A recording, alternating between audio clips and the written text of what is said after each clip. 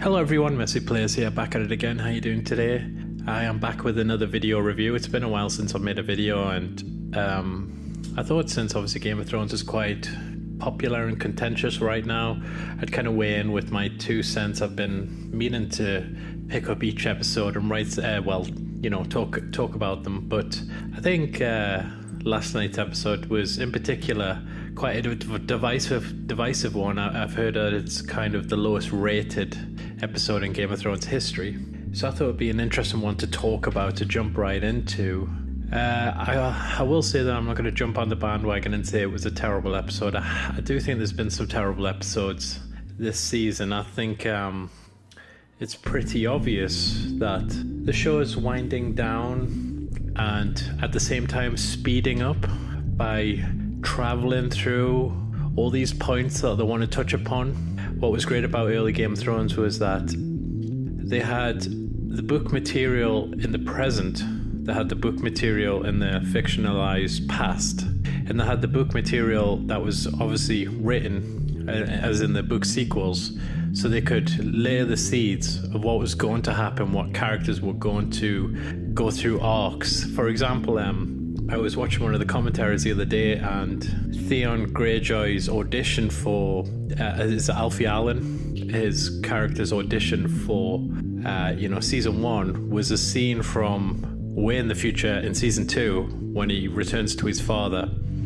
and his father quizzes him about all the jewelry he's wearing and all the clothes because they're too expensive. Did he pay the iron price for them? So they just had so much material to burn through, and because it was all laid out in front of them, they can start to plant the seeds early. And so it's a rich watch going back, because having watched them multiple times, you pick up on the kind of, Ned Stark, every time he talks about Targaryens, he's looking at his feet. I mean, that's something that Sean Bean, I think he might have come out and said it, or maybe D&D have came out and said that he was told from the very beginning that, the secret of Jon Snow's parentage, so he would be able to infuse that into his performance, because obviously he hates lying, he hates being dishonorable, but he values his family more than, never lying. So whenever he talks to Robert Baratheon about the Targaryens, he always looks down. And so that's the kind of detail you can put in. And when you get to the point where it's revealed in season 5 or 6 or whatever it was, you can go back and it's already there. It's already sewn into the fabric of the show, which is quite amazing. I think one of the sad things about just the discourse right now with the show is that people are being so juvenile about it. Like, I understand if the show is not enjoyable to you anymore, or you feel the quality has gone downhill, which I do to a certain extent, but there's no reason to be toxic about it. There's no reason to be personally attacking Dan and David, or whatever they're called. I know they're just D&D on the internet. There's no need for these videos that just call them Dumb and Dumber and all this stuff. It's just, you can go about it in an intelligent and respectful way. So I will never join that kind of pile-on of just, because I feel like there's multiple reasons why the show has become what it has. One avenue is blame George for not writing the books that he promised he would write. I mean, he said that he would have the next one due out before the start of season 6. I mean, God, that was 3 years ago, and there's still no sign of it. But that's his just, he can only write when it's enjoyable for him to write. If he, it's based on his creativity and his imagination, you can't put that to task. I mean, fair enough if you want him to just pump out whatever quality book you expect, but if you want something good, you're probably going to have to wait for it. So you can sort of blame him, you could blame Dan and David and say they wanted to run off and do Star Wars or whatever, so they wanted to wrap this up as quickly as possible. And I think there is some validity to that, because if their interest was waning on this show, and fair enough, they've had an investment of 10 years now, I think they owed the show a better send-off, and they should have just stepped away and said, we've went as far as we can with this. we don't want to rush the ending, but we know that the story is going to be at least another 2 or 3 seasons. So we've got these ideas, but somebody else will have to flesh them out. Maybe that's what should have happened, because with these last 2 seasons, there's definitely room for more episodes to properly develop and express the emergent heel turns, character developments, and they just kind of truncated it all. Everyone's just jumping all over the map with no kind of realistic what we've established is, well, this takes a week to get there. People are just appearing all over the place. The illusion is being ruined constantly. So there was room for more episodes.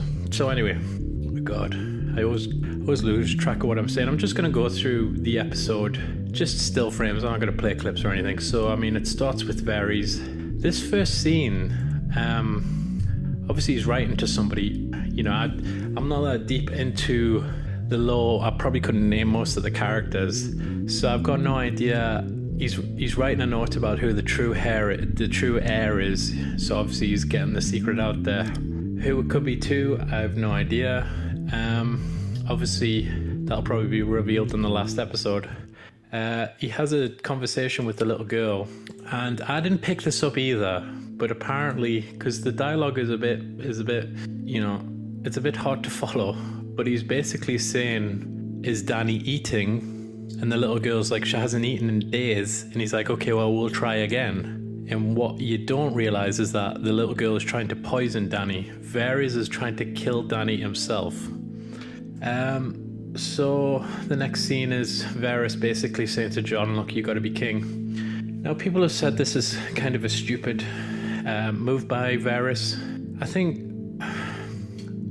because you could see me as just going to bat for bad writing, but I think this was a calculated move by Varys.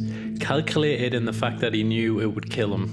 And basically, he's like martyring himself to Jon, and he's like, your queen is going to kill me for what I'm about to do, and this will be the powder keg, this will be the catalyst for Jon turning against Dany.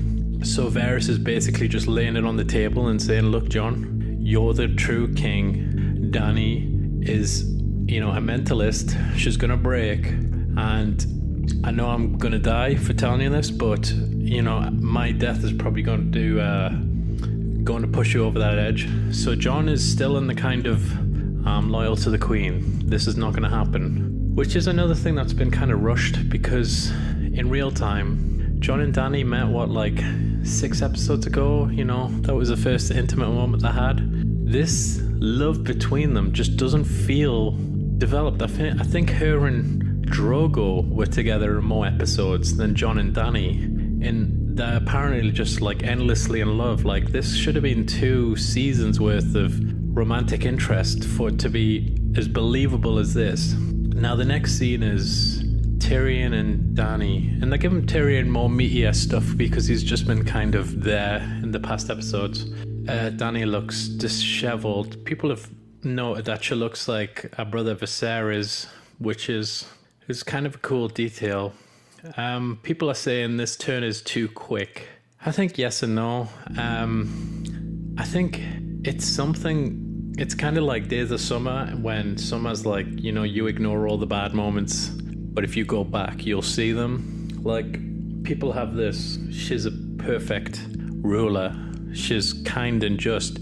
She's actually very cold-hearted and very calculated. They played a clip in the kind of post-documentary show where her brother is killed and she's completely dispassionate. She does not react to it, because in her seeking of justice, she is emotionless, and that is should tip you off that there's vagaries of psychopathy there, that she can completely remove herself. Even if her brother was a dick, he was pretty much tortured to death, and she's just yep, he's not a true dragon. So early on, this girl was sold pretty much into, she was sold to a beast that she fell in love with, but he promised to rape her practically. The whole army was going to rape her. She's had a horrific life, And I think people thought she should be promised something better. You know, obviously that's kind of the tale of Game of Thrones, is that people who deserve better usually actually receive something worse. So let's just keep going, keep the video moving.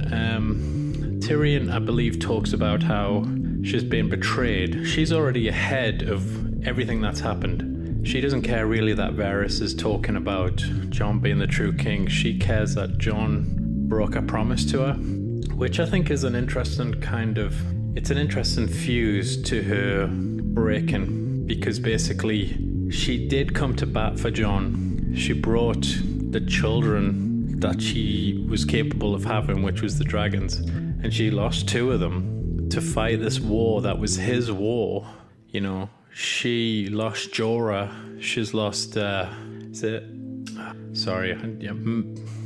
Missandei, is that her name? She got beheaded last episode. She lost these people in this fight, and she says to Jon, I never beg, but please, you don't even want the throne. Please let me have it. Just don't tell people about your claim. And he instantly tells his family.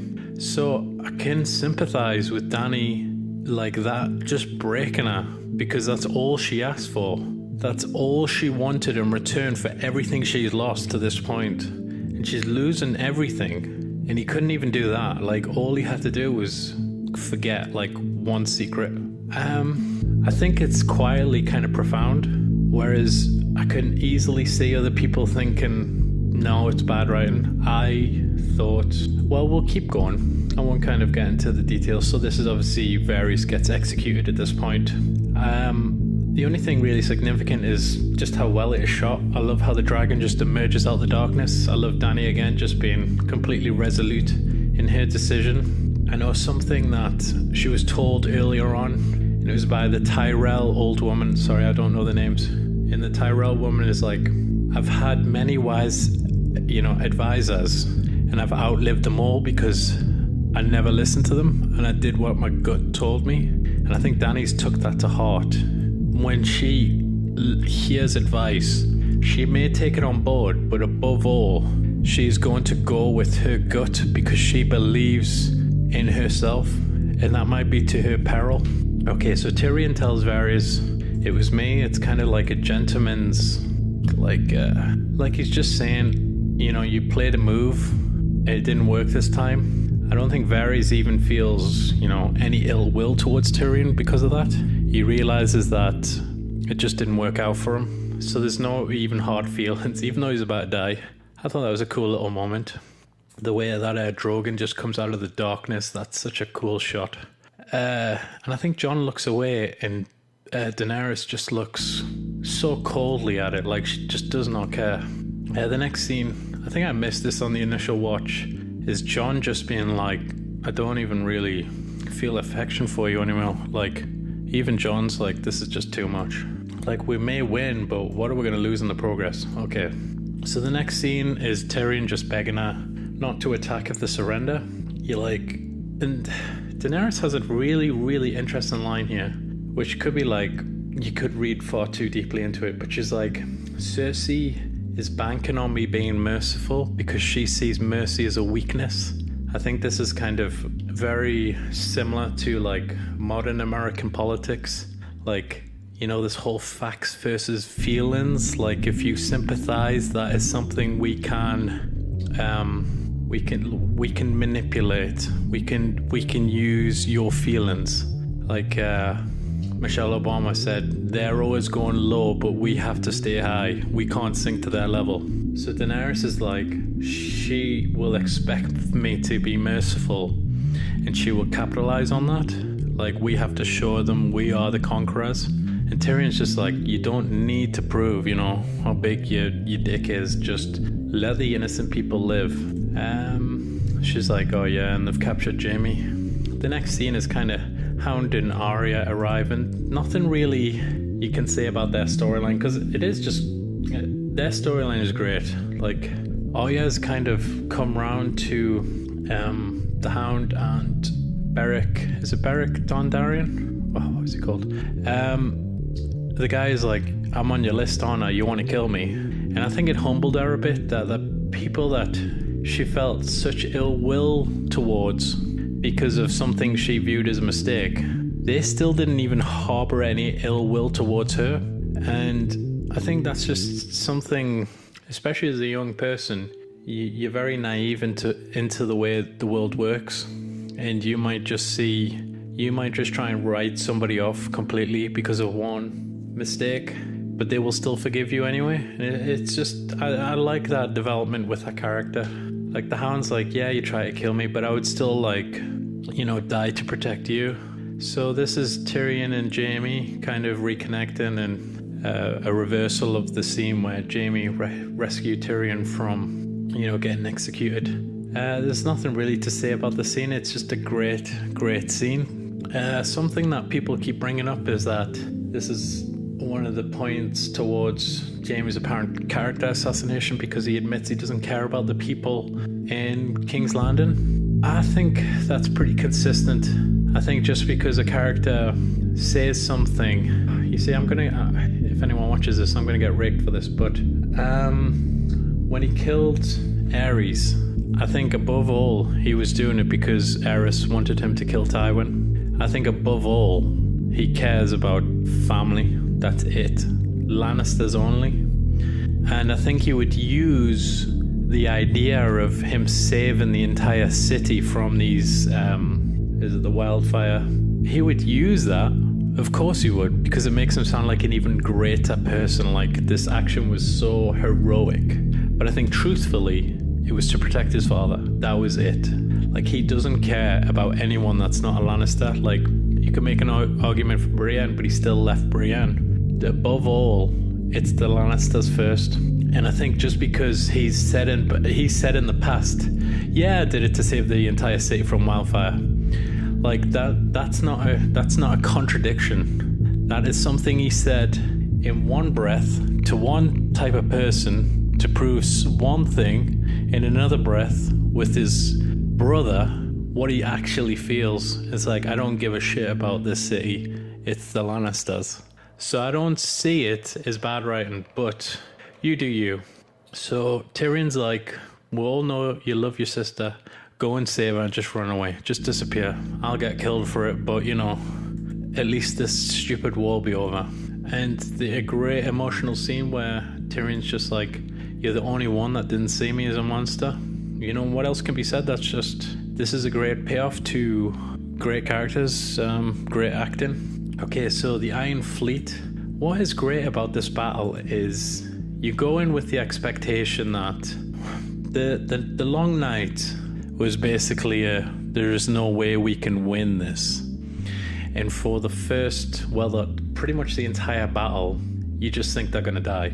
This battle, you believe it's going to be a similar, maybe a bit more evenly matched, but it's the complete opposite. This is basically a slaughter from the hero's side. So you keep expecting, they're just going to kill the dragon, then it's going to be a kind of tit-for-tat sword battle. You know, in the end, the good guys will win. And rewatching this, I don't think there's a single moment where, like, the Lannister, the Golden Company, I don't think there's a single moment they kill one of the northern armies. Like, I don't think they kill a single person, like, on camera. There's a kind of, yo, look, they're fighting back. It's unique how they've done it. Like, the Iron Fleet, Daenerys just completely wipes them out with no hesitation, no difficulty. All right, let's keep going. Men screaming. So they kind of start to sack the city, and there's basically, there's no resistance. It's a complete slaughter. I think the next significant scene, so they basically stand down and say, you guys have won. This is not worth dying for. They ring the bell. They don't really specify who rings the bell. And now the most contentious point of the episode. Daenerys just goes full crazy and basically starts slaughtering innocent people. Now, when I saw this, a lot of people are jumping to character assassination, and I don't have a dog in the fight where I want to defend the episode. But when I just saw it, I thought, this is so interesting. Like, I think people have figured out this is definitely where the books are going, and this is probably the best path had it been developed more. I don't think anyone really thinks this is terrible because it shouldn't have happened. I think some people just think it could have happened, but I wanted it to be more seeded a bit more naturally. My opinion is this is something I've seen coming. This is something that's been bubbling under the surface of Daenerys. And the way the scene played out, I've seen people posting that fan fiction where they say, why didn't Cersei's side surrender and then she does something stupid to provoke Daenerys and Jon, and Daenerys just goes full, right, you had your chance, now this is kind of revenge time. But I respect that they didn't have that moment. They didn't have a kind of, okay, I'll be merciful, but I'm just going to wait until you try and screw me over. That never came. Cersei's, well, you know, obviously she wasn't shouting commands, but basically they had won the battle. There was nothing kind of provoking her. And she just makes the decision to just get cold-blooded revenge on innocent people. And as I was watching it, I was just like, this is so fucking interesting. Like, this is such an interesting switch inside the character. And it just made me play it in my mind of why have they decided to do that? Because the arguments I'm hearing is that Dany's madness should have been more visually shown, like her descent. And my feeling is madness isn't really, you know, outside of fiction, isn't something that is like, oh yeah, he's like 30 days away from madness, something else happens, he's 25 days away from madness, something else happens. Madness is something that, you know, it's literally in the name. People just switch, like they turn. Everything that's in their character flips, and they do something like obscenely counter to what you believe is their nature. That's what real madness is. It occurs, and then in retrospect you're like, well, there were signs. So I just feel like I just like this change. I don't know why, but as I was watching, I was like, okay, like this is interesting to me. So Tyrion's obviously horrified. Dany I think people are like, why doesn't she attack Cersei's castle? And I think it's like, she just wants her to watch. Like, she doesn't want to, this isn't about tearing down Cersei straight away. This is personal. She just wants to exhibit her power, because throughout the entire show, she's wanted to show people how good and kind and gracious she is. And in return, she's been backstabbed, she's been attempted murder. Our closest people have either died or just turned on her. And I think she just loses it, you know? She has lost it. And she's like, you know, if you don't want somebody who's got your best interests at heart, then have the mad conqueror. The next scene is Euron versus Jaime. The less said about this, the better. I mean, obviously, this is another kind of, oh, these two people happen to be in the same place at the same time. It's just lazy writing, to be honest. Euron should have just died on the ship. Arya and the Hound arriving at the keep. I do like the moment where she basically says, like, thank you, Sando. That's a great payoff. A great payoff to both of their character developments. And you didn't need more. You didn't need a big hug. You didn't need like tears. It just showed that with, you know, one word, even just using his real name and reinstating his humanity, where everyone's treating him like a kind of hired dog, basically a hired attack dog, and everyone's been afraid of his appearance. And she's just like, Sando, like, thank you. I think he's never had that kind of connection with someone. Well, Sansa. So I don't know. I really enjoyed that. I don't think anyone's had any complaints about the Hound versus the Mountain, even though people said it was just fan fiction-esque writing. He was writing this series to be enjoyed, like the characters going on a journey, and you know, certain events do seem forced, but they're forced because they're enjoyable. Like him getting revenge on his brother for everything he did. Why not? It was shot well. He did look like a weird kind of giant evil baby, but never mind. It was sad that the Hound died, but it was a great ending. It was a great fitting ending to his character. Back into the Fire, where his kind of journey as the Hound began. So fitting that it ended there. I was really shocked at Cersei's last scene. I couldn't believe this episode actually made me feel sympathy for Cersei. This has been another thing that people have railed against, saying it was character assassination that Jaime went back to Cersei. Again, this is going to sound like me just batting for the episode, but this is like a drug addict relapsing. His addiction to his sister is his drug. And because his redemption arc wasn't fully fulfilled, doesn't mean that path to redemption didn't happen. It reminds me of The Wire, where in the first 3 seasons, McNulty is a kind of giant mess of an alcoholic. He's a womanizer, he's married and his marriage fails. And in the 4th season, which was written basically because the actor wasn't available, they cleaned him up, and they, he was drink free. He settled down with a new woman that he was going to get married to, and he became happy. And it was like, this is a great ending to his character. And then the next season, he's back to where he was. And you feel so gutted that that path to redemption was over and he was back to square one. Unfortunately, a lot of people's lives are like that. Like, their base instincts are something that they can never really truly escape. Like, have you ever seen programs about people who are obesely overweight, then they lose the weight, and then they jump back to a year later and they're like nearing the weight they started at? Because people can change momentarily for the better, but sometimes they're just trying to escape who they are. I don't want to say destined to come, it sounds a bit cynical, but sometimes they just literally don't have the power to escape that. And I think that's what Jaime's arc was, that he was trying to rid himself of this addiction to his sister. And he did that when she was the Mad Queen ruling over a kingdom that was, she was going to ignore this outer threat.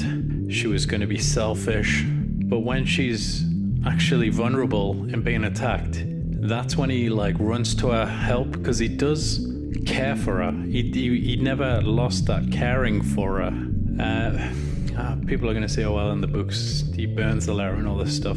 I think deep down his base instincts was, they were born together and they were going to die together. And this scene was harrowing because she just breaks down. She's like, I just want to protect the baby, don't let me die.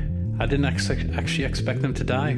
I thought it was really interesting to have it as such a kind of, I just thought, they're going to be fine. They're kind of in this reinforced structure and it just collapses around them. It's not like a major execution, beheading. She's not embarrassed anymore. She just dies with her brother, like under the rubble, where no one will ever find her. So the other kind of plot line here is Arya's POV during the attack. They said they did this because you can show so many kind of unnamed characters getting hit with bricks and killed in the streets, but you don't have any attachment to those characters, so you need a kind of guide through it. So they used Arya, which, I don't know, it seems kind of forced that Arya was there to begin with, just to try and escape. It is what it is. It was a showcase for another kind of long extended take where she magically survives, but some stunning shots, the symbolism with the white horse, life that she finds in all this carnage helps her escape. I think maybe her plot is to just run away now from all of the warring families, because it just brings nothing but destruction and misery to everyone. That is the kind of theme of the show, is that Daenerys thinks she's liberating the people, but the people in the Red Keep, they don't give a shit. They're just trying to live their lives. They don't care who's the king, as long as they can just go about their daily lives and work. And so she's arriving on the doorstep like, people, you're going to be free from the Mad Queen Cersei. And they're like, you're making things worse than they were. That literally playing the throne game where the people involved actually don't care. You know, the kingdom don't care. So that was like the entire episode. I do wish I had done these for each episode because there was a couple of stinkers in there. I didn't like the long night. I actually was really disappointed with that episode, and the one after was even worse. But I felt like this episode brought it back on track. I'm excited for the last episode. Game of Thrones has been something that has been an exceptional ride. It's been something that you just look forward to watching and devouring and discussing. And I am saddened that a lot of people have turned against the show. I think that's their right if they don't enjoy it anymore. But just be respectful about it. Like, don't like personally attack the people behind it, the creative minds. Like, be critical of it, be judgmental, but when you going into personal attacks and stuff, you're taking it too far. Like, this is not what fandom should be about, but that's bordering on preaching. I'm looking forward to the last episode. Game of Thrones has been a great ride. It's been a great show to watch. So I'm just excited for it to wrap up and see what happens.